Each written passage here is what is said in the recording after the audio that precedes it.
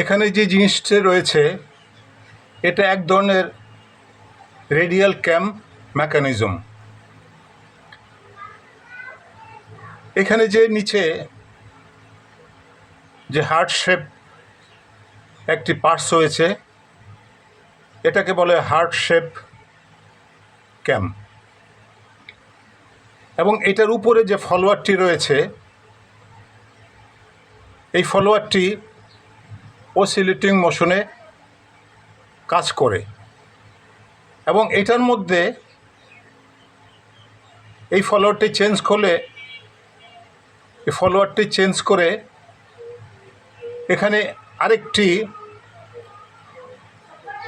লম্বা ফলোয়ার লাগানো যেতে পারে, ওটা সরল গতিতে বা লিনার মোশনে কাজ করবে। ধন্যবাদ ভিডিওটি দেখার জন্য।